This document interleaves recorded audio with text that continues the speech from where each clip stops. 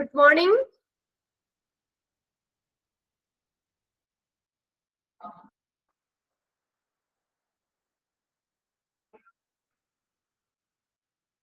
Good morning. നമ്മൾ കഴിഞ്ഞ ക്ലാസ്സിൽ the hospital administration must verify. Hospital administration ഉറപ്പുവരുത്തേണ്ട കാര്യങ്ങൾ അല്ലെങ്കിൽ സ്ഥിരീകരിക്കേണ്ട പ്രശ്നങ്ങൾ എന്തൊക്കെയാണെന്നുള്ളത് 7 പോയിന്റ്സ് ആയിരുന്നു കഴിഞ്ഞ ക്ലാസ്സിൽ നമ്മൾ പറഞ്ഞത് അല്ലെ. 7 പോയിന്റ്സ് കംപ്ലീറ്റ് ആയില്ലായിരുന്നോ കഴിഞ്ഞ ക്ലാസ്സിൽ? ഓക്കെ. ഇന്ന് നമ്മൾ നോക്കുന്ന പേഷ്യന്റ് റെസ്പോൺസിബിലിറ്റി. പേഷ്യന്റിന്റെ ഭാഗത്ത് നിന്ന് ഇപ്പൊ നമ്മൾ പറഞ്ഞത് ഏതായ പോയിന്റ്സ് ആയിട്ട് നമ്മൾ പറഞ്ഞത് ഹോസ്പിറ്റൽ അഡ്മിനിസ്ട്രേഷൻ വെരിഫൈ ചെയ്യേണ്ട, സ്ഥിരീകരിക്കേണ്ട അല്ലെങ്കിൽ ഉറപ്പുവരുത്തേണ്ട കാര്യങ്ങളാണ് ഈ 7 പോയിന്റ്സ് ആയിട്ട് നമ്മൾ പറഞ്ഞിരുന്നത്. ഇനി നെക്സ്റ്റ് പേഷ്യന്റിന്റെ ഭാഗത്ത് നിന്ന് എന്തൊക്കെ ചെയ്യണ്ടേ, പേഷ്യൻസ് റെസ്പോൺസിബിലിറ്റീസ്. ഇനി പേഷ്യന്റിന് എന്തൊക്കെ ഉത്തരവാദിത്തങ്ങൾ, പേഷ്യന്റിന്റെ റെസ്പോൺസിബിലിറ്റി എന്തൊക്കെയാണ്, പേഷ്യന്റിന്റെ ഭാഗത്ത് നിന്ന് എന്തൊക്കെ കാര്യങ്ങളാണ് ചെയ്യേണ്ടത്. ഫസ്റ്റ് പോയിന്റ് നോക്കി, ചെറിയ പോയിന്റ്സ് ആയിട്ടാണ് തന്നേക്കുന്നത്, 5 പോയിന്റ്സ് ആയിട്ട് കൊടുത്തേക്കുന്നത്. നോക്കിയേ, പ്രൊവൈഡ് ഇൻഫർമേഷൻ. ഫസ്റ്റ് പോയിന്റ് നോക്കിയേ, പേഷ്യന്റ് ഭാഗത്ത് നിന്ന് എന്താ ചെയ്യണ്ടേ, പ്രൊവൈഡ് ഇൻഫർമേഷൻ. നമുക്കിടെ ഇൻഫർമേഷൻ പ്രൊവൈഡ് ചെയ്യുക, നമ്മൾ കറക്റ്റ് ആയിട്ടുള്ള കാര്യങ്ങള്, നമ്മളെ സംബന്ധിക്കുന്ന വിവരങ്ങള് നമ്മൾ ഡോക്ടറിനോട് അല്ലെങ്കിൽ നമ്മള് റിസപ്ഷനിലാണെങ്കിലും നമ്മുടേതായിട്ടുള്ള വിവരങ്ങള്, നമ്മളെ സംബന്ധിക്കുന്ന വിവരങ്ങള് പ്രൊവൈഡ് ചെയ്യുക. Okay, provide information.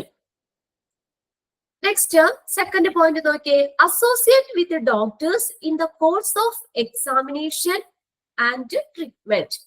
Examination, treatment. Okay, associated with doctors, ഡോക്ടറുമായിട്ട് അസോസിയേറ്റ് ചെയ്യുക, ഡോക്ടറുമായിട്ട് സഹകരിച്ചു പോവുക. എപ്പോഴാ? With in the course of examination. നമ്മളെ എക്സാമിൻ ചെയ്യുന്ന, നമ്മളെ പരിശോധിക്കുന്ന സമയത്തും നമുക്ക് വേണ്ട ട്രീറ്റ്മെന്റ് ഒക്കെ എടുക്കുന്ന സമയത്തും ഒക്കെ ഡോക്ടറുമായിട്ട് സഹകരിച്ചു പോവുക. ഓക്കെ, ഈ ഷെയർ ചെയ്തേക്കുന്ന സ്ക്രീൻ നിങ്ങൾക്ക് കാണുന്നില്ലേ? Yes. Okay,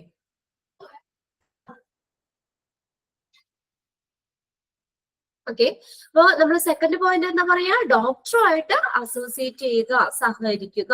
in the course of examination, treatment. നമ്മൾ പരിശോധിക്കുന്ന സമയത്തും നമുക്ക് വേണ്ട ട്രീറ്റ്മെന്റുകളൊക്കെ എടുക്കുന്ന സമയത്തും ഒക്കെ ഡോക്ടറുമായിട്ട് സഹകരിച്ചു പോകാം. Next, abide by all instruction. Abide എന്ന് വെച്ചാൽ പാലിക്കുക, പാലിക്കുക. എബൈഡ് ബൈ ഓൾ ഇൻസ്ട്രക്ഷൻ, എല്ലാ ഇൻസ്ട്രക്ഷനും പാലിക്കുക. പേഷ്യന്റ് ചെയ്യേണ്ട കാര്യങ്ങളാണ് കേട്ടോ. ഹോസ്പിറ്റലിൽ നിന്ന് നമുക്ക് എന്തൊക്കെ ഇൻസ്ട്രക്ഷൻ, നിർദ്ദേശങ്ങളാണോ തരുന്നത്, ആ നിർദ്ദേശങ്ങളെല്ലാം പാലിക്കുക. അപ്പൊ ഡോക്ടർ ആണെങ്കിലും നമ്മൾ ആ ട്രീറ്റ്മെന്റ് എടുക്കുന്ന സമയത്ത് നമ്മളോട് കുറച്ച് ഇൻസ്ട്രക്ഷൻസ് തരും അല്ലെ. അപ്പൊ അവിടെ നിന്ന്, ഹോസ്പിറ്റലിൽ നിന്ന് തരുന്ന എല്ലാ ഇൻസ്ട്രക്ഷനും പാലിക്കുക. Abide by all instruction. Next fourth point തന്നേക്കുന്നത്, pay hospital agreed fees on time. Okay, അടുത്ത point, pay hospital agreed fees on time. ഹോസ്പിറ്റലിൽ നിശ്ചയിച്ചിട്ടുള്ള ആ ഫീസ്, നമ്മൾ ഓരോന്നിനും നമുക്ക് ഓരോ ബില്ല് ഉണ്ടല്ലോ, അപ്പൊ ആ ഫീസ്, എഗ്രി ചെയ്തിട്ടുള്ള ഹോസ്പിറ്റലിലെ ഫീസ് കറക്റ്റ് ആയിട്ട് തന്നെ പേ ചെയ്യുക. Okay, pay hospital agreed fees on time. Correct ടൈമിൽ തന്നെ എന്ത് ചെയ്യുക, എഗ്രി ചെയ്തേക്കുന്ന ഫീസുകൾ, ആ ബില്ല്, ആ കാര്യങ്ങളൊക്കെ പേ ചെയ്യുക. ഓക്കെ, ഫീസുകൾ പേ ചെയ്യുക. Next last point, respect nobility of doctors and other hospital staff. Nobility എന്ന് വെച്ചാൽ കുലീനത, അല്ലെങ്കിൽ ഡോക്ടേഴ്സിന്റെ ഒരു മഹാമനസ്കൃത. നമ്മളെ നോക്കുന്ന കാര്യം ഇതൊക്കെയാണെങ്കിലും ഇത് നമ്മൾ നോക്കിയേ, respect nobility of doctors and other hospital staff. ഡോക്ടേഴ്സിന്റെയും ഹോസ്പിറ്റൽ സ്റ്റാഫിന്റെയും ആ കുലീനത അല്ലെങ്കിൽ ആ മഹാമനസ്കൃതയെ നമ്മൾ ബഹുമാനിക്കുക, റെസ്പെക്ട് ചെയ്യുക. അവരോടൊക്കെ നല്ല രീതിയിൽ, നല്ല റെസ്പെക്റ്റോട് കൂടി തന്നെ പെരുമാറണം. ഓക്കെ, അപ്പൊ ഇത്രയും കാര്യങ്ങളാണ് പേഷ്യന്റിന്റെ ഭാഗത്ത് നിന്ന് ചെയ്യേണ്ടത്. അത് പേഷ്യന്റിന്റെ റെസ്പോൺസിബിലിറ്റി, ഉത്തരവാദിത്തമാണ് പറയുന്നത്. പ്രൊവൈഡ് ഇൻഫർമേഷൻ, നമ്മളെ സംബന്ധിക്കുന്ന വിവരങ്ങളെല്ലാം പ്രൊവൈഡ് ചെയ്യുക. Associate doctors in the course of examination treatment, നമ്മൾ ആ എക്സാമിനേഷൻ നമ്മൾ പരിശോധിക്കുന്ന സമയത്തും ആ ട്രീറ്റ്മെന്റ് എടുക്കുന്ന സമയത്തും ഡോക്ടേഴ്സുമായിട്ട് സഹകരിച്ചു പോവുക. ബൈ ഓൾ ഇൻസ്ട്രക്ഷൻ, എല്ലാ ഇൻസ്ട്രക്ഷനും പാലിക്കുക. Next, pay hospital agreed fees on time, correct ടൈമിൽ തന്നെ ഹോസ്പിറ്റലിൽ എഗ്രി ചെയ്തിട്ടുള്ള ഫീസ് പേ ചെയ്യുക. Next, respect nobility of doctors and other hospital staff, ഡോക്ടേഴ്സിനോടും ഹോസ്പിറ്റൽ സ്റ്റാഫിന്റെയും ആ ഒരു മഹാമനസ്കൃതിയെ നമ്മൾ ബഹുമാനിക്കുക. ഈ 5 പോയിന്റ്സും ക്ലിയർ ആയോ നിങ്ങൾക്ക്? ചെറിയ ചെറിയ പോയിന്റ്സ് ആണ്. ഓക്കെ, ഇനി നെക്സ്റ്റ് ചെറിയൊരു ഭാഗം കൂടി ഉള്ളൂ. ഇതും കൂടി കഴിഞ്ഞാൽ നമ്മുടെ ആ ചാപ്റ്റർ കഴിയും, ഡയാലിസിസ് എന്ന് പറഞ്ഞത്. Okay, job responsibility of a dialysis coordinator. Job responsibilities of a dialysis coordinator. Dialysis കോർഡിനേറ്ററിന്റെ ജോബ് റെസ്പോൺസിബിലിറ്റീസ് എന്തൊക്കെയാണ്? Okay, job responsibility of a dialysis coordinator. Next first point നോക്കിയേ. Make sure that the clinical team provide the highest level of care to the patient by taking care of their safety, comfort and well-being. പേഷ്യന്റിന്റെ സേഫ്റ്റിക്ക്, സുരക്ഷിതത്തിനും അവരുടെ കംഫർട്ടിനും പിന്നെ അത് wellbeing, അവരുടെ ക്ഷേമത്തിനും ഒക്കെ വേണ്ടിയിട്ട് അത് ആ പേഷ്യന്റിന്റെ കെയറും കൂടി ശ്രദ്ധിച്ചുകൊണ്ട്, taking care of the safety, പേഷ്യന്റിനെ ശ്രദ്ധിച്ചുകൊണ്ട്, ഇതിലൊക്കെ അവരുടെ സേഫ്റ്റി, കംഫർട്ട്, വെൽബീയിങ് എല്ലാം ശ്രദ്ധിച്ചുകൊണ്ട് തന്നെ ഈ ക്ലിനിക്കൽ ടീം നല്ല കെയർ അവർക്ക് കൊടുക്കുന്നുണ്ട്. Highest level of care to the patient. Clinical team നല്ല കെയർ ഈ പേഷ്യൻസിന് കൊടുക്കുന്നുണ്ട് എന്നുള്ള കാര്യം ഉറപ്പുവരുത്തേണ്ടത് ഡയാലിസിസ് കോർഡിനേറ്റർ ആണ്. അദ്ദേഹത്തിന്റെ ഒരു ജോബ് റെസ്പോൺസിബിലിറ്റിയിൽ വന്നതാണ്. അപ്പോൾ ഈ പേഷ്യന്റിന്റെ സേഫ്റ്റിയും അവരുടെ കംഫർട്ടും പിന്നെ അതുപോലെ തന്നെ വെൽബീയിങ്, ക്ഷേമവും ഒക്കെ അതിനെയൊക്കെ ശ്രദ്ധിച്ചുകൊണ്ട് തന്നെ, പേഷ്യന്റിന്റെ ഇതിനെ സുരക്ഷിതത്വം, കംഫർട്ട്, ക്ഷേമം ഒക്കെ ശ്രദ്ധിച്ചുകൊണ്ട് തന്നെ നല്ലൊരു ഹയസ്റ്റ് ലെവൽ ഓഫ് കെയർ ഈ ക്ലിനിക്കൽ ടീം പ്രൊവൈഡ് ചെയ്യുന്നുണ്ട്, നൽകുന്നുണ്ട് എന്നുള്ള കാര്യം ഈ ഡയാലിസിസ് കോർഡിനേറ്റർ ഉറപ്പുവരുത്തണം. അപ്പൊ ഇത്രയേ ഉള്ളൂ. അതിനകത്ത് ചുരുക്കി പറഞ്ഞാൽ നല്ലൊരു കെയർ ഈ ഡയാലിസിസ് ടീം പേഷ്യൻസിന് പ്രൊവൈഡ് ചെയ്യുന്നുണ്ട് എന്നുള്ള കാര്യം ഉറപ്പുവരുത്തേണ്ടത് ഡയാലിസിസ് കോർഡിനേറ്റർ ആണ്. ഓക്കെ, നെക്സ്റ്റ് നോക്കിയേ. Second point, examines and solve problems. Examine ചെയ്യുക എന്ന് വെച്ചാൽ പരിശോധിക്കുന്നു. ആൻഡ് സോൾവ് പ്രോബ്ലംസ്, പ്രശ്നങ്ങളൊക്കെ പരിഹരിക്കുന്നു. That fall outside of the domain of the nurse, clinician and concerning patient care and management and associate with other departments and care providers. ഇവിടെ നോക്കിയേ, നേഴ്സുകള്, clinician, പിന്നെ അതുപോലെ രോഗി, കൺസേണിംഗ് പേഷ്യന്റ് കെയർ, രോഗി പരിചരണം, അതിന്റെ മാനേജ്മെന്റ് എന്നിവയൊക്കെ ആയിട്ട് ബന്ധപ്പെട്ട് വരുന്ന പ്രശ്നങ്ങള്, എന്നിവയുമായിട്ട് ബന്ധപ്പെട്ട് വരുന്ന ഈ പ്രശ്നങ്ങള് അത് എക്സാമിൻ ചെയ്യുക, പരിശോധിക്കുകയും അതിനുള്ള ഒരു പരിഹാരം നിർദ്ദേശിക്കുകയും ചെയ്യണം. ആൻഡ് അതിന്റെ ഒപ്പം തന്നെ എന്ത് ചെയ്യണം? Associate with other department and care providers. മറ്റുള്ള ഡിപ്പാർട്ട്മെന്റുകളും നമുക്ക് കെയർ തരുന്ന കെയർ പ്രൊവൈഡേഴ്സ് ആയിട്ട് ആ കാര്യങ്ങളൊക്കെ ഒന്ന് സംസാരിക്കുകയും അതുമായിട്ടൊക്കെ അസോസിയേറ്റ് ചെയ്യുകയും ചെയ്യണം. ഓക്കെ, നേഴ്സുകള്, ക്ലിനീഷ്യൻ, നേഴ്സുമായിട്ട് ബന്ധപ്പെട്ട് അല്ലെങ്കിൽ ക്ലിനിഷ്യനുമായിട്ട് ബന്ധപ്പെട്ട്, പേഷ്യന്റ് രോഗി പരിചരണവുമായിട്ട് ബന്ധപ്പെട്ട്, മാനേജ്മെന്റ് എന്നിവയെല്ലാമായി ബന്ധപ്പെട്ട് വരുന്ന പ്രശ്നങ്ങൾ പരിശോധിക്കുകയും അതിനുള്ള സൊല്യൂഷൻ കണ്ടെത്തുകയും ചെയ്യണം. പിന്നെ അതിനോടൊപ്പം തന്നെ എന്താ? And associate with other department and care providers, മറ്റുള്ള ഡിപ്പാർട്ട്മെന്റുകളുമായിട്ടും കെയർ പ്രൊവൈഡേഴ്സുമായിട്ടൊക്കെ അസോസിയേറ്റ് ചെയ്യുകയും ചെയ്യണം. ഓക്കെ, നെക്സ്റ്റ് തേർഡ് പോയിന്റ് നോക്കിയേ, ഗ്യാദർ. ഗ്യാദർ ചെയ്യാന്ന് വെച്ചാൽ കൂട്ടിച്ചേർക്കുക. ഗ്യാദർ കൂട്ടിച്ചേർക്കുക. അസസ് എന്ന് വെച്ചാൽ വിലയിരുത്തുക. ആൻഡ് സ്ക്രീൻ ചെയ്യുക, സ്ക്രീൻ ടെസ്റ്റ് ചെയ്യുക. Gather, assess and screen and respond ചെയ്യാന്ന് വെച്ചാൽ അതിനോട് പ്രതികരിക്കുക. Respond to a wider range of requests for the information from patient and other staff who represent different levels of the organization. ഒരു ഓർഗനൈസേഷന്റെ പല തലങ്ങളിലുള്ള ഡിഫറെന്റ് ലെവലിലുള്ള ലെവലിനെ റെപ്രസെന്റ് ചെയ്യുന്ന, അതിനെ പ്രതിനിധീകരിക്കുന്ന പേഷ്യൻസിൽ നിന്നും അതുപോലെ മറ്റുള്ള സ്റ്റാഫുകളിൽ നിന്നുമുള്ള വിവരങ്ങൾക്ക് വേണ്ടിയിട്ടുള്ള ഇൻഫർമേഷൻ, അതിന് വേണ്ടിയിട്ടുള്ള ആ ഇൻഫർമേഷൻസ്, ആ ഇൻഫർമേഷന് വേണ്ടിയിട്ടുള്ള ഇൻഫർമേഷന് വേണ്ടിയിട്ടുള്ള റിക്വസ്റ്റുകൾ എന്ത് ചെയ്യാം, അത് ശേഖരിക്കുകയും അതിനെ അസസ് ചെയ്യുകയും അതിനെ സ്ക്രീൻ ചെയ്യുകയും അതിനോട് പ്രതികരിക്കുകയും ചെയ്യുക. ഇത്ര 2-3 പോയിന്റ്സ് ഇച്ചിരി ലെങ്തിയാണ്. നിങ്ങൾ ഒന്നോട് മനസ്സിലാക്കുക. ഒരു ഓർഗനൈസേഷൻ ഒരു സ്ഥാപനത്തിലെ ഡിഫറെന്റ് ലെവലിലുള്ള പല തലങ്ങളെ റെപ്രസെന്റ് ചെയ്യുന്ന ഈ പേഷ്യൻസിൽ നിന്നും മറ്റുള്ള സ്റ്റാഫുകളിൽ നിന്നുള്ള വിവരങ്ങൾക്കായിട്ടുള്ള റിക്വസ്റ്റുകൾ, ഇൻഫർമേഷന് വേണ്ടിയിട്ടുള്ള റിക്വസ്റ്റുകൾ അത് എന്ത് ചെയ്യാ, ശേഖരിക്കുകയും അതിനെ അസസ് ചെയ്യുക, അതിനെ വിലയിരുത്തുകയും സ്ക്രീൻ ചെയ്യുകയും അതിനോട് പ്രതികരിക്കുകയും ചെയ്യുക. നെക്സ്റ്റ് പോയിന്റ് നോക്കിയേ. Help in the development and implementation of the discharge plan, including appropriate community service.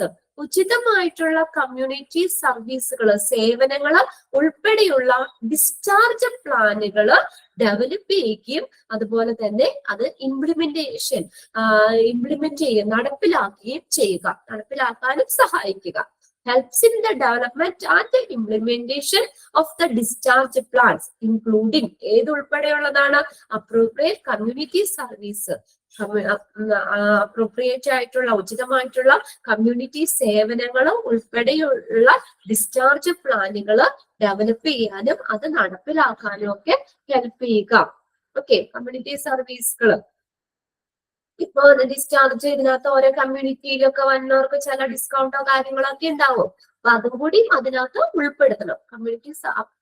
ഉചിതമായിട്ടുള്ള കമ്മ്യൂണിറ്റി സർവീസുകൾ ഉൾപ്പെട്ടുകൊണ്ട് അതിനെയും കൂടി ഉൾക്കൊള്ളിച്ചുകൊണ്ടുള്ള ഡിസ്ചാർജ് പ്ലാനുകൾ ഡെവലപ്പ് ചെയ്യാനും ഇംപ്ലിമെന്റ് ചെയ്യാനും ഹെൽപ്പ് ചെയ്യുക. Next point, assist with the insurance issues required to get outpatient dialysis service through communication with the facilities verification process. Facilities verification പ്രോസസ്സുമായിട്ടുള്ള കമ്മ്യൂണിക്കേഷനിലൂടെ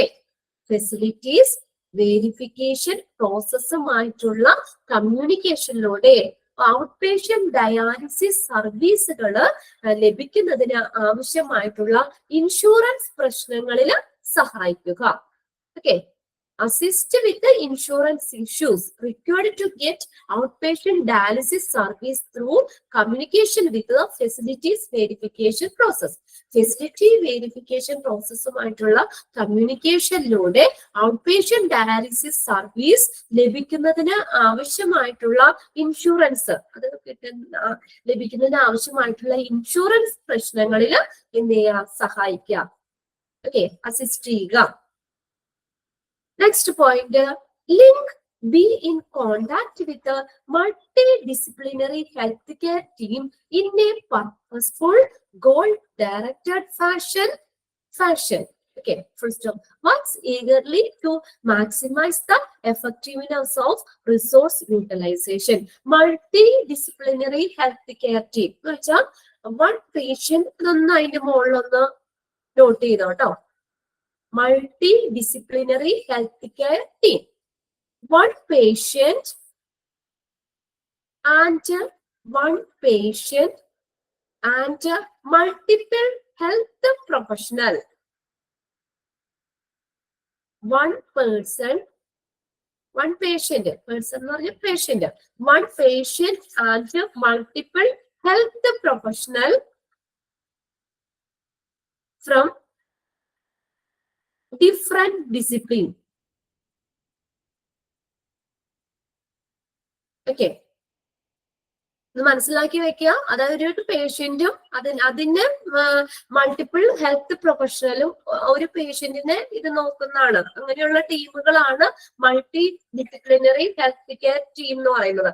വിവിധ തലങ്ങളിലുള്ള ഹെൽത്ത് പ്രൊഫഷണലുകളാണ് multi disciplinary health care team. അത് ആവട്ടെ, link be contact with multi disciplinary from different disciplinary കണ്ടില്ല, multi disciplinary. Okay, next നോക്കിയേ. അതെന്താ, നമ്മള് ഒരു ഉദ്ദേശ ലക്ഷ്യത്തോടു കൂടി കണ്ടോ, പർപ്പസ്ഫുൾ ഗോൾ ഡയറക്റ്റഡ് ഫാഷൻ, ഒരു പ്രത്യേക ഉദ്ദേശ ലക്ഷ്യത്തോടു കൂടി മൾട്ടി ഡിസിപ്ലിനറി ഹെൽത്ത് കെയർ ടീമുമായിട്ട് ഇന്ററാക്ട് ചെയ്യണം. ഒരു പ്രത്യേക ആഡ് ചെയ്യാൻ പറഞ്ഞതാണോ പറഞ്ഞത്? അത് ജസ്റ്റ് ഒന്ന് മനസ്സിലാക്കി വെച്ചാൽ മതി, ജസ്റ്റ് ഒന്ന് നോട്ട് ചെയ്താൽ മതി എന്താണ് multi disciplinary health care team എന്ന് പറയുന്നത്. Okay, one patient and multiple health professional. One patient and multiple health professional from different disciplines. Okay. അപ്പൊ എന്താ പറഞ്ഞേക്കുന്നത്, link be in contact with multi disciplinary health care team in a purposeful goal directed fashion. ഒരു പ്രത്യേക ഉദ്ദേശ ലക്ഷ്യത്തോടു കൂടി ഈ multi disciplinary health care ടീമുമായിട്ട് എന്ത് ചെയ്യണം, ഇന്ററാക്ട് ചെയ്യണം, അവരുമായിട്ട് കോണ്ടാക്ട് ചെയ്യണം. ഓക്കെ, ഇനി next, they work eagerly to maximize the effectiveness of the resource utilization. അടുത്ത എന്താ പറഞ്ഞേക്കുന്നത്, അത് ആ വിഭവ വിനിയോഗത്തിന്റെ കാര്യത്തില് അതിന്റെ എഫക്റ്റീവ്നെസ് മാക്സിമം ആക്കാൻ വേണ്ടിയിട്ട് ഉള്ള താല്പര്യത്തോടു കൂടി വർക്ക് ചെയ്യണം. Works eagerly to maximize the effectiveness of resource utilization. Resource utilization അത് ഫലപ്രദമാക്കാൻ വേണ്ടി, അതിന്റെ എഫക്റ്റീവ്നെസ് അത് ഫലപ്രദമാക്കാൻ വേണ്ടിയിട്ട് അല്ലെങ്കിൽ മാക്സിമം ആക്കാൻ വേണ്ടിയിട്ടുള്ള താല്പര്യത്തോടു കൂടി വർക്ക് ചെയ്യണം. റിസോഴ്സ് യൂട്ടിലൈസേഷൻ അത് മാക്സിമം ആക്കാൻ വേണ്ടിയിട്ട് താല്പര്യത്തോടു കൂടി വർക്ക് ചെയ്യുക. Next point, help in establishing transportation of the patient to or from dialysis facility. അടുത്ത നോക്കിയേ, ഡയാലിസിസ് ഫെസിലിറ്റി ഉള്ള സ്ഥലത്തേക്ക് അതിലേക്ക് പേഷ്യന്റിന്റെ ട്രാൻസ്പോർട്ടേഷന് ഹെൽപ്പ് ചെയ്യണം. To or from dialysis facility, ഇപ്പൊ നമ്മൾ ഇരിക്കുന്ന സ്ഥലത്ത് നിന്ന് ഡയാലിസിസ് ഫെസിലിറ്റി ഉള്ള സൗകര്യത്തേക്ക് പേഷ്യന്റ് കൊണ്ടുപോകണം, അങ്ങോട്ടും കൊണ്ടുപോകണം, അവിടെ തിരിച്ചും അത് ഡയാലിസിസ് കഴിഞ്ഞു പേഷ്യന്റിനെ സുരക്ഷിതമായിട്ട് എത്തിക്കണം. അപ്പൊ അങ്ങനെ ആ ട്രാൻസ്പോർട്ടേഷനെ ഹെൽപ്പ് ചെയ്യുക. Help in establishing transportation of the patient to or from the dialysis facility. Dialysis facility ഉള്ള സ്ഥലത്തേക്ക് പേഷ്യന്റിന്റെ ട്രാൻസ്പോർട്ടേഷൻ ഹെൽപ്പ് ചെയ്യുക. Next, monitor records and update information. Monitor ചെയ്യുക, നിരീക്ഷിക്കുക, പിന്നെ അതുപോലെ റെക്കോർഡ് ചെയ്യുക, റെക്കോർഡിക്കലി ആക്കുക, റെക്കോർഡുകൾ ആൻഡ് അപ്ഡേറ്റ് ഇൻഫർമേഷൻസ് ഒക്കെ കറക്റ്റ് ആയിട്ട് മോണിറ്റർ ചെയ്യുക, റെക്കോർഡ്സ് ചെയ്യുക ആൻഡ് അപ്ഡേറ്റ് ചെയ്യുക. Monitors, records and update information. Okay, next point, prepare files, retrieves and keep records and documents from departmental file system. അവിടെ ഒന്ന് കറക്റ്റ് ചെയ്തേ, ഫയൽ സിസ്റ്റം എന്നാണ് കേട്ടോ, ഡിപ്പാർട്ട്മെന്റൽ ഫയൽ സിസ്റ്റം. FILE എന്നാക്കാം കേട്ടോ, file. Prepare files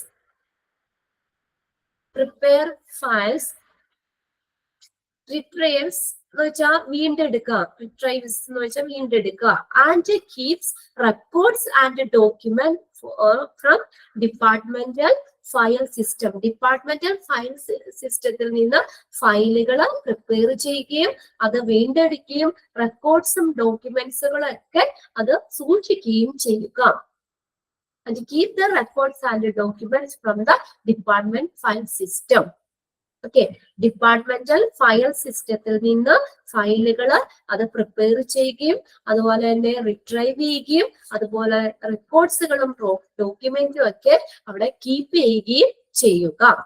next, attend daily rounds. Daily റൗണ്ട്സുകൾ attend ചെയ്യുക.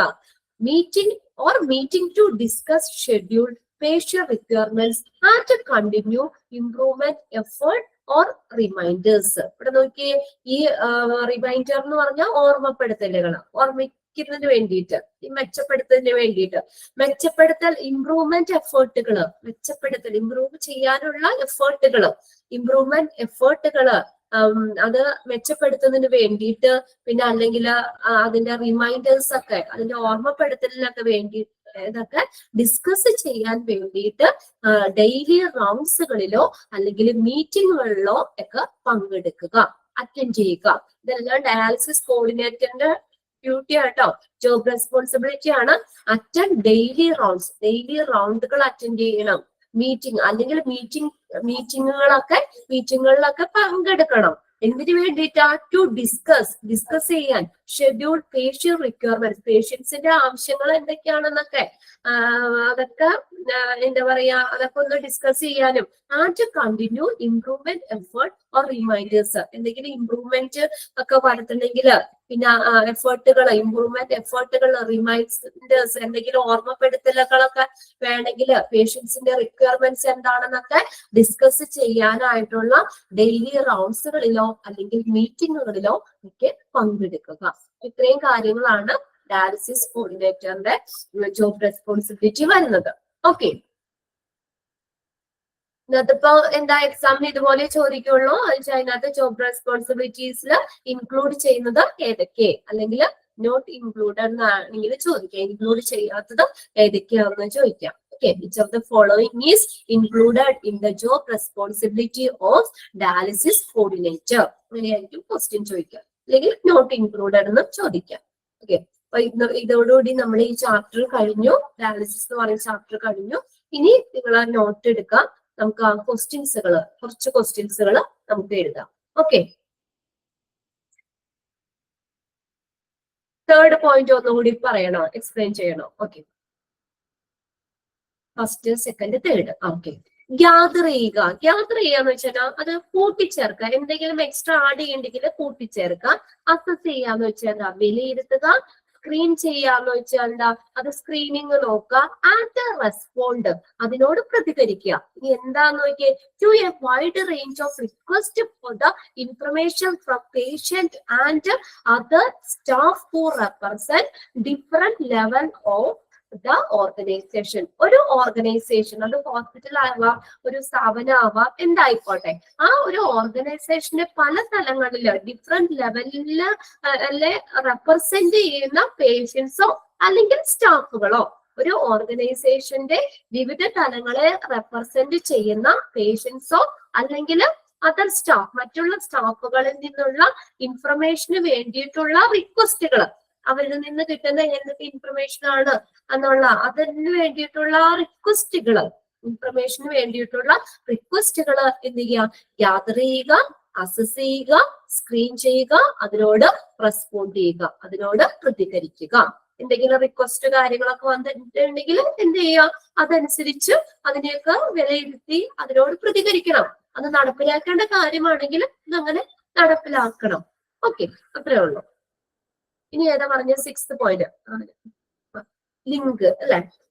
Link be in contact with multi disciplinary health care team in a purposeful goal directed fashion.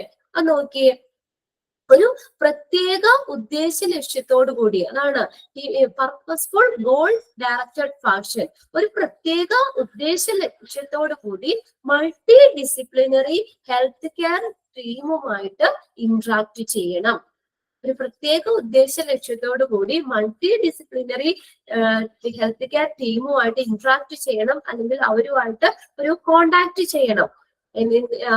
പിന്നെ അതുകൂടാതെ works eagerly to maximize the effectiveness of resource utilization. Resource, ആ ഒരു റിസോഴ്സിന്റെ ആ ഒരു എന്താ പറയാ ഉറവിടം, ഇതിന്റെ ആ റിസോഴ്സിന്റെ ഉപയോഗവുമായിട്ട് ബന്ധപ്പെട്ട് ആ റിസോഴ്സ് യൂട്ടിലൈസേഷൻ, വിനിയോഗം, അതിന്റെ ആ ഫലപ്രാപ്തി മാക്സിമം ആക്കാൻ വേണ്ടിയിട്ട് താല്പര്യത്തോടു കൂടി വർക്ക് ചെയ്യണം. Work eagerly to maximize the effectiveness of resource utilization. Resource utilization അതിന്റെ എഫക്റ്റീവ്നെസ് മാക്സിമം ആക്കാനുള്ള താല്പര്യത്തോടു കൂടി വർക്ക് ചെയ്യണം. ഓക്കെ, ഇനി നമുക്ക് ആ ക്വസ്റ്റ്യൻസ് എഴുതാം. ബുക്ക് എടുക്കാം കേട്ടോ.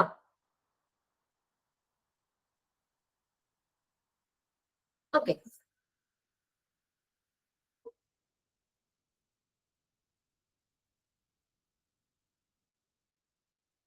ക്വസ്റ്റ്യൻ എഴുതിക്കോ. First question, which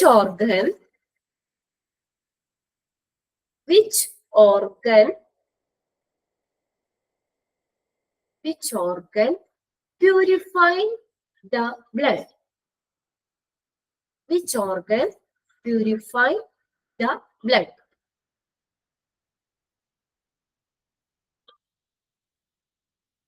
Okay, very good. Kidney.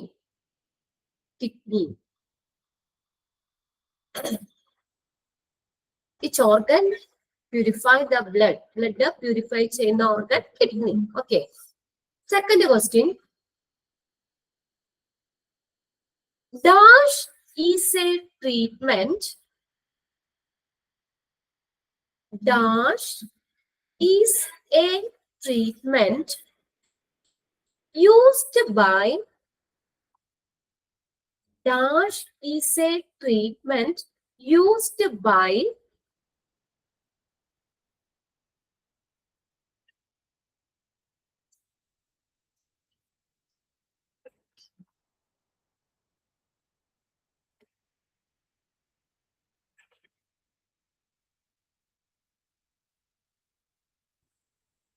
Dash is a treatment used by those with the THOSC. Those with the chronic kidney disease. Used with chronic, CHRONIC, chronic kidney disease. Chronic kidney disease. Either treatment. Dash is a treatment used by those with the chronic kidney disease. Chronic kidney disease, acute kidney injury ഒക്കെ നമ്മൾ പറഞ്ഞു.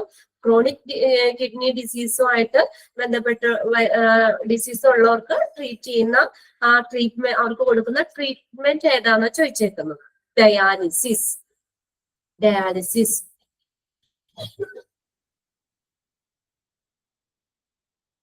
Okay, dialysis. Third question. Where are your kidneys? Where are your kidneys? Options പറയാം. Options എഴുതണമെന്നില്ല, correct answer നിങ്ങൾ പറഞ്ഞാൽ മതി. On either side of your stomach. Option A ആട്ടോ. On either side of your stomach. In your back, just below your rib cage. In your back, just below your rib cage. See, in your back, behind your lungs. In your back, behind your lungs. എവിടെയാ കിഡ്നിയുടെ location?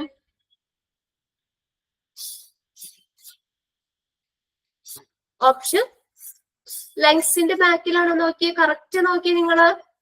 In your back, B ആണ് കേട്ടോ. In your back just below your rib cage. നമ്മുടെ വാരിയലുകൾക്ക് പുറകേലായിട്ട് നമ്മൾ സ്പൈനിന്റെ രണ്ട് വശങ്ങളിലുമായിട്ടാണ് കിഡ്നിയുടെ position. നമ്മൾ പറഞ്ഞല്ലോ, നട്ടെല്ലിന്റെ ഇരുവശങ്ങളിലും നമ്മുടെ ഈ റിബ് കേജ്, നമ്മുടെ വാരിയലുകളുടെ പുറകേല് സ്പൈനിന്റെ ഇരുവശങ്ങളിലുമായിട്ടാണ് കിഡ്നിയുടെ പൊസിഷൻ.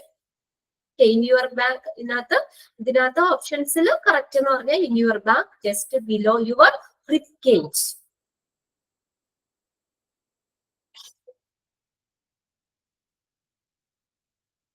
നമ്മളിപ്പോ ആ ഒരു സെന്റൻസ് നിങ്ങളത് നമ്മൾ ഫസ്റ്റ് ക്ലാസ്സില്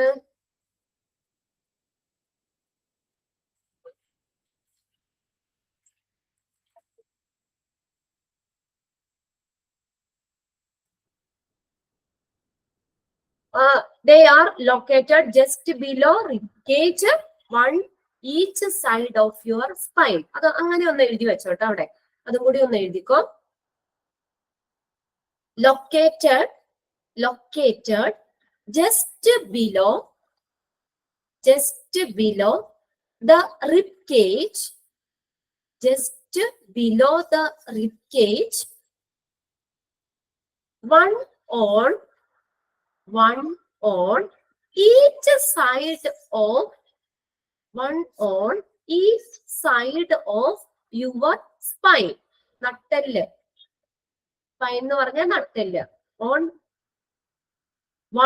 on each side of your spine. SPINE ആണ് ശരിക്കും position. They are located just below the rib cage, one on each side of your spine. Next question. How big are your kidney? How big are your kidney? How big are your kidney? Option ഞാൻ പറയാം, correct എഴുതിയാൽ മതി. About the size of your head. Option B, about the size of your fist, FIST, fist. And option C, about the size of your eye. ഏതാണ് option B അല്ലെ? About the size of your fist, FIST. Correct മാത്രം എഴുതിയെടുത്താൽ മതി. About the size of your fist, FIST, fist, കൈമുഷ്ടിയുടെ വലുപ്പം എന്നാ പറഞ്ഞത്. Okay, next question.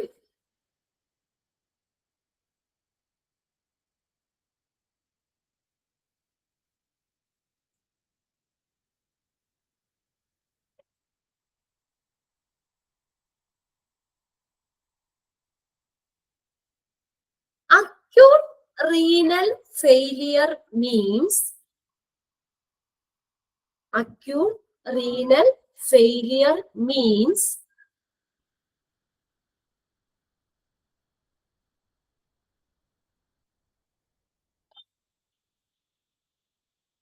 acute renal failure means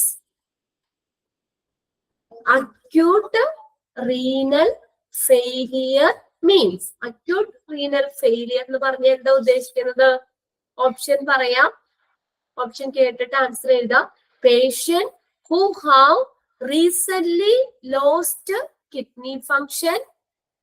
Option B, patient have permanently lost kidney function. Option C, kidney which need continuous dialysis for the rest of your life. Option D, none of the above. Acute എന്ന് പറഞ്ഞ എപ്പോഴാണ്? Recent ആയിട്ട് കിഡ്നിയുടെ പ്രവർത്തനം നഷ്ടപ്പെടുന്നതിനാണ്. Okay, acute renal failure means the patient who have, correct answer മാത്രം എഴുതിയാൽ മതി കേട്ടോ. Patient who have recently, RECENTLY, recently lost kidney function. Okay. ഇനി അടുത്തത് എഴുതാനുള്ള കേട്ടോ. Chronic or end stage renal failure അറിയാം, permanently lost kidney function. Next question, expand AKI capital ലെറ്റേഴ്സിൽ എഴുതാം. Expand AKI.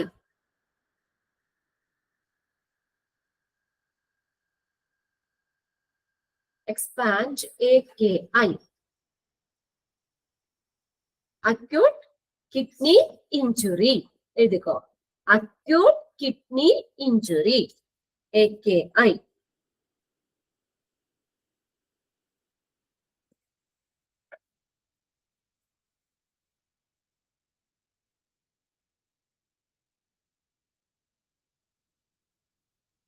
Next question. A doctor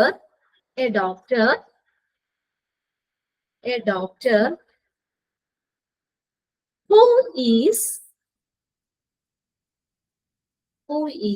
specialized, SPECIALIZED, specialized in kidney problems.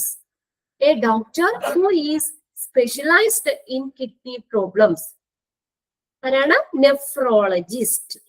Nephrologist. NEPHROLOGIST. Nephrologist. NEPHROLOGIST. Okay, nephrologist. Next question. A surgical connection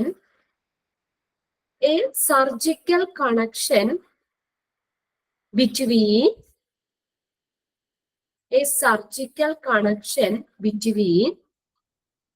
an artery and a vein. A surgical connection between an artery and a vein. ഇതാണ് AV fistula. Okay, AV fistula. AV fistula.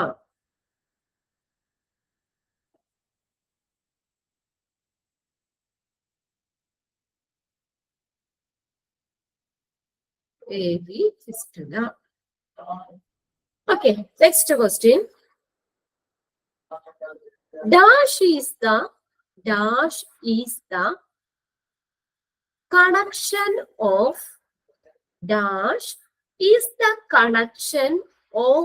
a vein and an artery. Dash is the connection of a vein and an artery that uses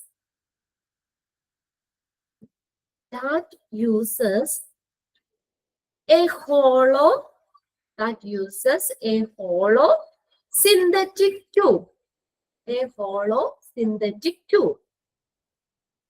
Okay, hollow synthetic tube എന്ന് കാണുമ്പോൾ തന്നെ അറിയാം AV graft. AV graft.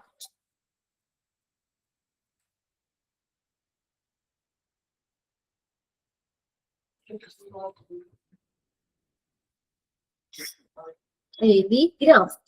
Next question.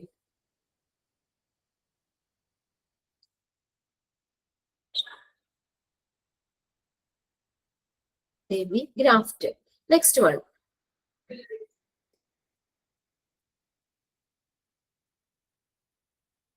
Which type of access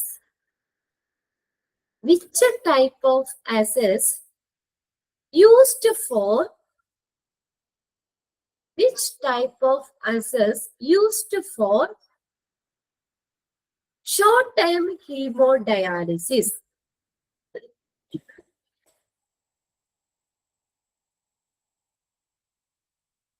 Short-term hemodialysis. Which type of access used for short-term hemodialysis? AV fistula, AV graft, vascular access catheter. Okay, vascular access catheter. Option C ആണ്. Vascular access catheter. VASCULAR. Access catheter. ACCESS catheter. Vascular access catheter. Vascular access catheter ആണ് ഈ short time ഹീമോഡയാലിസിസിന് ഉപയോഗിക്കുന്നത്. Okay, short time haemodialysis. Long time ഹീമോഡയാലിസിസിന് ഒന്നില്ലെങ്കിൽ AV fistula അല്ലെങ്കിൽ AV graft ഏതാണെങ്കിലും ഉപയോഗിക്കാം. Both AV fistula and AV graft is used for long time haemodialysis. But the short term hemodialysis we use vascular access catheter. Okay.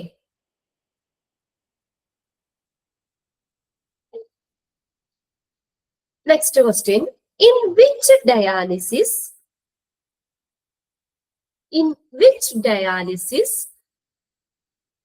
the blood is purified? Purified, purified inside your own body, your own, OWN, own, your own body, instead of using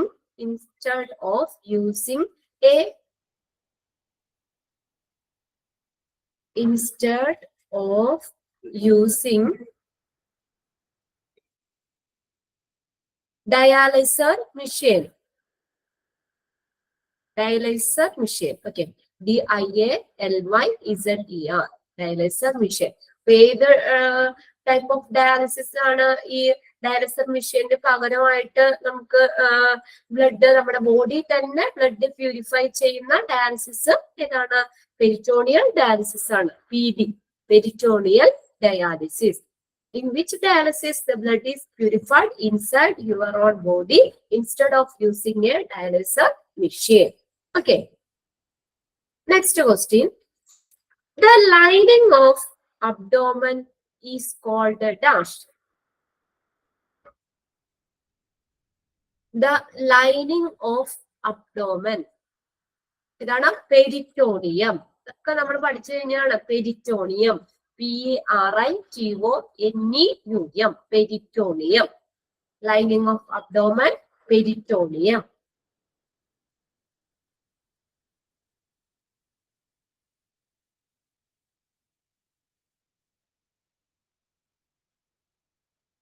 Next question. Which is the most common type of dialysis? Which is the most common type of dialysis? Which is the most common type of dialysis? ഇതാണ് hemodialysis.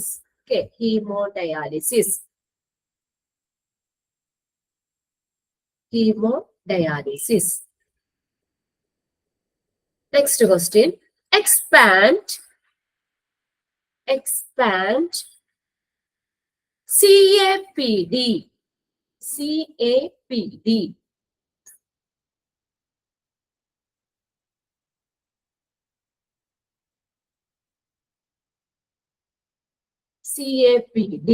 Capital letters and data. Okay. Expand CAPD. Expanded form CAPD. Continuous ambulatory peritoneal dialysis. Okay. Continuous. Note നോക്കി എഴുതാ ട്ടോ. Spelling തെറ്റിക്കാതെ not നോക്കി എഴുതാ. Continuous ambulatory peritoneal dialysis. CAPD.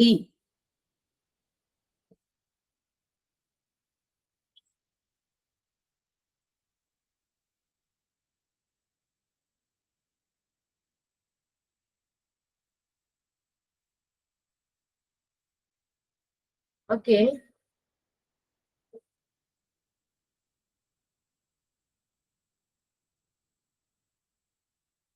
Next question. Previous year ചോദിച്ചതാണ് കേട്ടോ. അതിൽ 1-2 previous year ചോദിച്ചിട്ടുണ്ട്. Okay. Next question. Which type of dialysis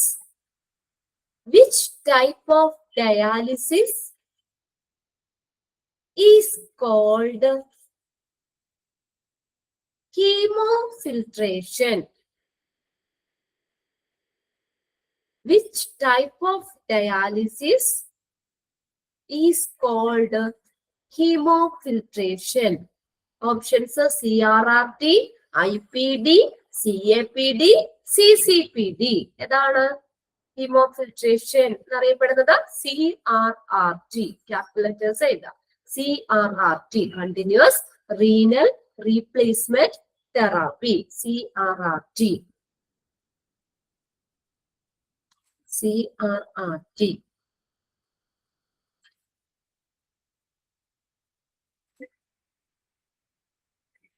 Okay, next question.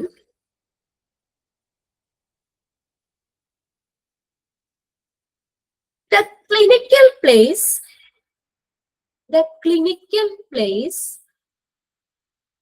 in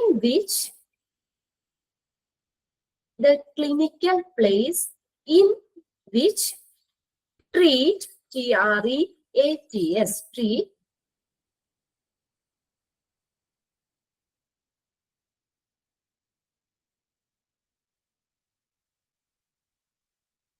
the clinical place in which treat the patients with the renal failure. The clinical place in which treats the patient with the renal failure. ഇതാണ് dialysis center. Okay, very good.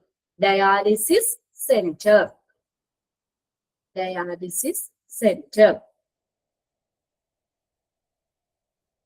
Next question. Dash is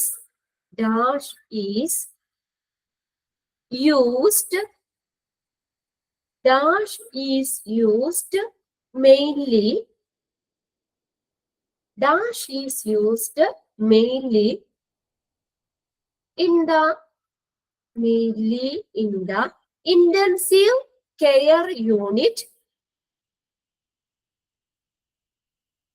Dash is used mainly in the intensive care unit for people with the severe kidney failure.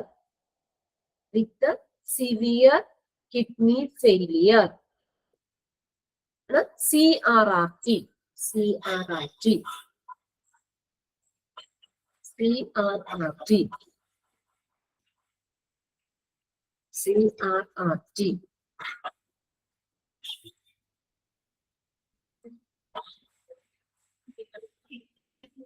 Next question എഴുതാം.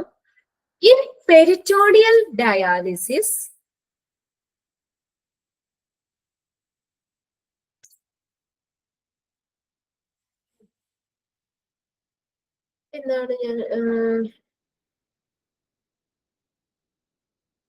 Dash is used mainly in the intensive care unit for people with severe, SEVERE, severe kidney failure. CRRT. Next question എഴുതാം. In peritoneal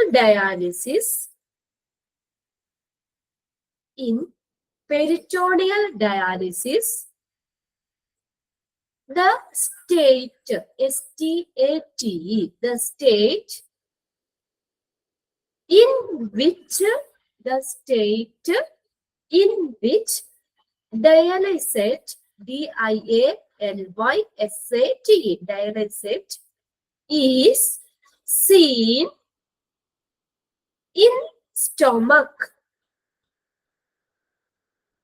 In peritoneal dialysis, okay, question ഒന്നുകൂടി എഴുതിക്കോ. അല്ല, ഒന്നുകൂടി ഞാൻ പറയാം. In peritoneal dialysis, the state in which, the state അവസ്ഥ, STATE, state in which dialysate, D-I-A-L-Y-S-A-T-E, dialysate is seen in stomach. അതേതാ? നമ്മൾ 3 അവസ്ഥകൾ പറഞ്ഞായിരുന്നു. ആ ഡയലൈസേറ്റ്, ആ സൊല്യൂഷൻ നമ്മുടെ വയറ്റിലേക്ക് നിറയ്ക്കുന്നതിനെ നമ്മൾ ഫില്ല് എന്ന് പറഞ്ഞു, അല്ലേ? Okay, very good. ടൈപ്പ് ചെയ്തിട്ടുണ്ട്. ഡയലൈസേറ്റ് നിറയ്ക്കുന്നതിനെയാണ് നമ്മൾ ഫില്ല് എന്ന് പറഞ്ഞ് ഒരു 3-4 മണിക്കൂർ ആ ഡയലൈസേറ്റ് നമ്മുടെ വയറ്റിൽ കിടക്കുന്നു. ആ സ്റ്റേറ്റിനെയാണ് ഡ്വെൽ എന്ന് പറയുന്നത്. DWELL. ഇത് പ്രീവിയസ് ഇയറിൽ ചോദിച്ചിട്ടുള്ള ക്വസ്റ്റ്യൻ ആട്ടോ. DWELL. അപ്പൊ ആ ഡയലൈസേറ്റ് വയറ്റിലേക്ക് നിറയ്ക്കുന്നതിന് ഫില്ല് എന്ന് പറയുന്നു. അത് 3-4 മണിക്കൂർ ആ ഡയലൈസേറ്റ് നമ്മുടെ വയറ്റിൽ കിടക്കുന്നു. അതിന് ആ ഒരു സ്റ്റേറ്റ് ആണ് ഡൊൽ എന്ന് പറയുന്നത്. DWELL. അത് കഴിഞ്ഞ് 4 hours ഒക്കെ കഴിയുമ്പോൾ ആ ബ്ലഡിലുള്ള വേസ്റ്റ് ഇമ്പ്യൂരിറ്റീസിനെ ഒക്കെ അബ്സോർബ് ചെയ്തെടുക്കുക. ആ സൊല്യൂഷൻ ഡയലൈസേറ്റ് അബ്സോർബ് ചെയ്തെടുക്കും. എന്നിട്ട് അത് പുറത്തേക്ക് നമ്മൾ കളയുന്നതിനെയാണ് ഡ്രെയിൻ എന്ന് പറയുന്നത്. DRAIN, drain. 3 കാര്യങ്ങൾ: ഫില്ല്, ഡൊല്ല്, ഡ്രെയിൻ. അത് 3 കംപ്ലീറ്റ് ആവുമ്പോഴാണ് ഒരു ഡയാലിസിസ് കംപ്ലീറ്റ് ആവുന്നത്. ആ 3 കാര്യങ്ങളും ഫിനിഷ് ആവുമ്പോഴാണ് ഒരു ഡയാലിസിസ് കംപ്ലീറ്റ് ആകുന്നത്. Okay,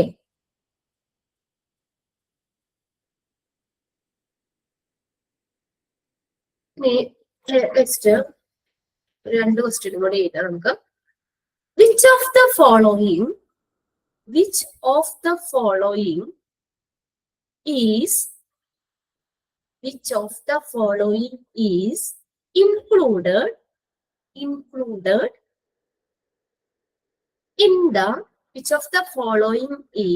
included in the after effects of PD? Which of the following is included in the after effects of PD? Peritoneal dialysis, PD എന്ന് പറഞ്ഞാൽ peritoneal ഡയാലിസിസിന്റെ after ഇഫക്ട്സിൽ വരുന്നത് ഏതൊക്കെയാണ്? ഓപ്ഷൻസ് ഞാൻ തരാം. Blood loss. Okay, blood loss. Option 1 നോക്കിക്കേ. Blood loss. Next nausea. NAUSEA, nausea. പിന്നെ option സിയിൽ തന്നേക്കുന്നത് weight gain. Okay, very good. എല്ലാവരും ഇപ്പൊ തന്നെ പറഞ്ഞപ്പോഴത്തേക്ക് ഓപ്ഷൻ സി അടിച്ചിട്ടിട്ടുണ്ട്, വെയിറ്റ് ഗെയിൻ. നെക്സ്റ്റ്, അപ്പൊ പിന്നെ അടുത്ത് നോക്കണ്ടല്ലോ, ഓപ്ഷൻ ഡി ഏതാന്ന് നോക്കണ്ട. മസ്കുലർ സ്പാസ് ആയിരുന്നു തന്നേക്കുന്നത്. ഹെർണിയയുടെ 2 ഉള്ളൂ. അല്ല, പെരിറ്റോണിയൽ ഡയാലിസിസിന്റെ സിംറ്റംസ് 2 നമുക്ക് പഠിക്കാനുള്ളൂ. എന്ന് പറഞ്ഞു, ഹെർണിയ പറഞ്ഞു, രണ്ടാമത്തെ വെയിറ്റ് ഗെയിനും. അത് 2 പഠിച്ചു വെച്ച് കഴിഞ്ഞാൽ നമുക്ക് മറ്റതിൽ വരുന്നതാണോ എന്നുള്ളത് അറിയാം. Hernia, wait gain. ഓക്കെ, ഓപ്ഷൻസിൽ അത് ഏതെങ്കിലും ആണെങ്കിൽ അത് എഴുതാം.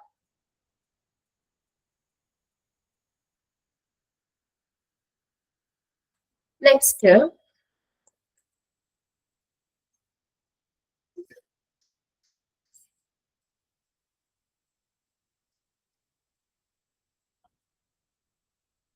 ഓക്കെ, ഇനിയിപ്പോ ഇന്നെടുത്ത ഭാഗത്തു നിന്നൊക്കെ ഉള്ളത് ഞാൻ മോക്ക് ടെസ്റ്റിലേക്ക് ഇട്ടേക്കാം ക്വസ്റ്റ്യൻസ്.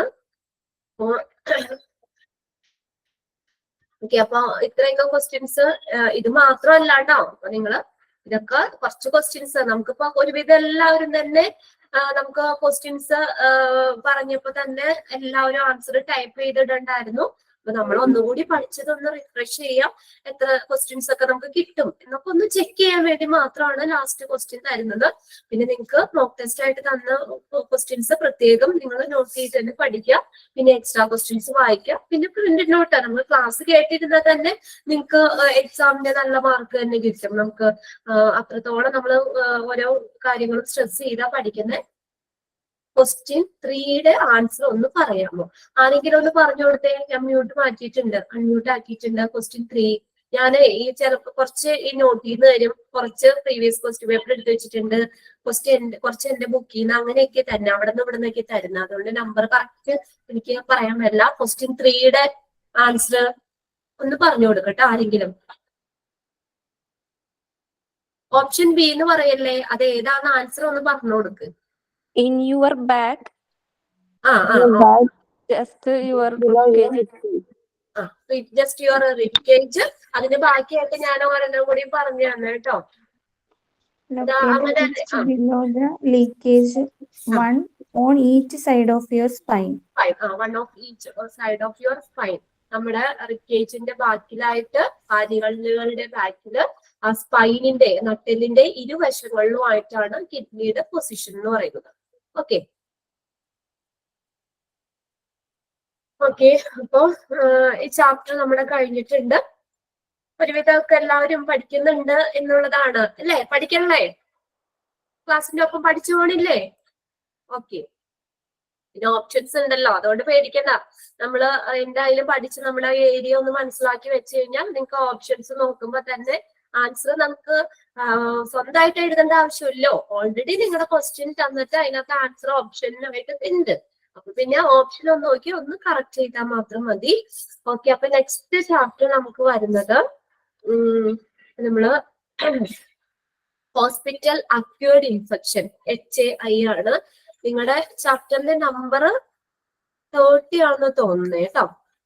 നിങ്ങളുടെ നോട്ടിന്റെ നോക്കിയ 30 hospital acquired infection HAI 25. Okay, ഇവിടയിൽ കിടക്കുന്നത് 25 എന്നാണ്.